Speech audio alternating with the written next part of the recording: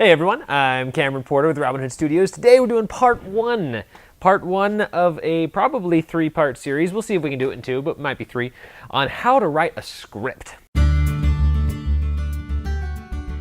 So writing a script, especially when you're making a business video. So this is a video that's designed like an advertisement or promotion or something that you're using for your business. Okay, how to write a script. The script is everything. The script is the foundation. If you have a bad script, you will have a bad video.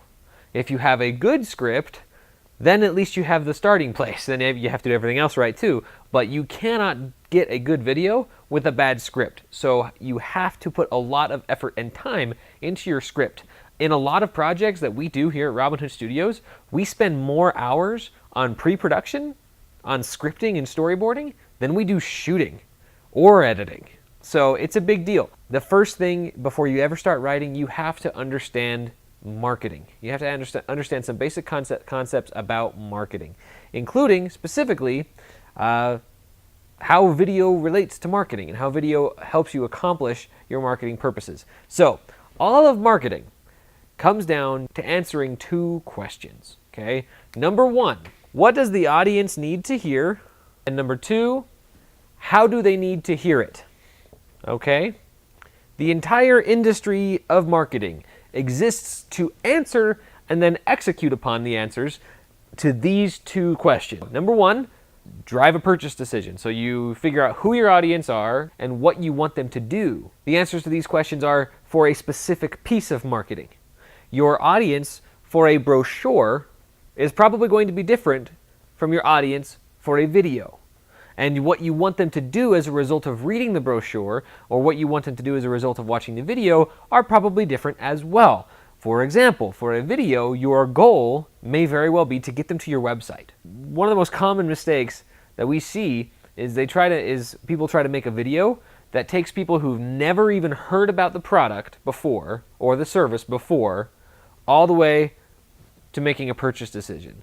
Okay, that works with a 99-cent candy bar. That doesn't work with a $100 an hour massage therapist. You can't get them all the way from never hearing about your product before in their lives to buying it and being happy about it in a single 2-minute video. That's absurd for most cases.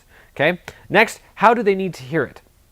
Now, this comes in like form factor, of course, video or blog post or brochure or postcard or whatever. But this also, this indicates your phrasing.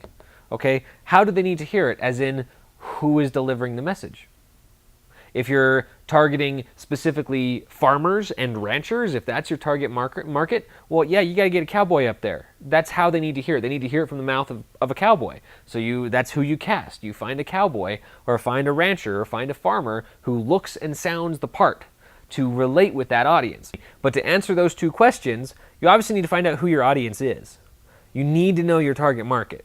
And the target market can change based on your different products. Every product in your product line might have a different target market. That's perfectly normal, and that's fine. You just have to know what the market is for the video. And you need to be specific. Videos who try to cater to everyone end up sucking. I don't know how else to say that. They end up sucking. You cannot make a video that appeals to everyone equally. That's impossible and it's absurd. This is the 5 steps of marketing. This first step is called awareness. They have to be aware that your product exists. Okay. Next step is interest. They have to be interested in your product. Okay, so they're aware of it, then they get interested in it, and next they conduct research. Next, assuming the research goes well, they purchase. And then the last step, they either have remorse or they have satisfaction. Ideally, your customer goes from here to here. Okay, but they could fall off anywhere. So when you're constructing your marketing, you use this as your guide. So you've got your audience. Let's say for the sake of argument that the audience is CrossFitters. In order to get them down to here, they have to be made aware of it. So you have to get their attention long enough that they become aware of the product. And then you have to get them interested in it, which is another challenge. So you have to hold their attention long enough to not only get them aware, but then you have to give them enough information of the most critical information to get them interested, because this interest is what drives them to do research. Okay, that's where this is the most important handoff. Because if you have a good product, once they're doing the research, they're most likely going to purchase, if you can get them doing the research. But you have to get them interested enough to do that research. Okay, this is where, and the difference, and this is where the big differences in videos come in, because you have two different types of videos. Essentially, you have the videos that focus on awareness and interest. It could take 15 seconds, could take 15 minutes, but you can knock out awareness and interest in a single video. Well, what do you want your customers to do? Obviously, you want them to purchase, okay? But if you made an awareness and interest video that was designed to get them to purchase, you're skipping a step. You're skipping this step and it won't work, okay? Because you're trying to jump a step and you can't do that. So your awareness and interest videos, the purpose of it is to get them to conduct more research on your terms.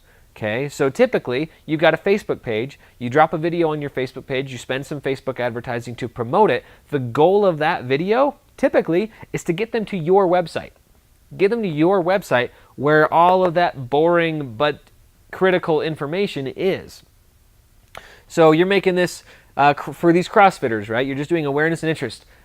You hit the center point, the main point of it, and then you give them what they need to do further research on your terms. You don't want them researching your product on a competitor's homepage. So you're helping them conduct the research, and at that point, your goal is to drive a purchase decision. So the big mistake that a lot of people make here is like, oh, it's research, so I need to provide a ton of information. Well, no, you don't. You only need to provide the pertinent information.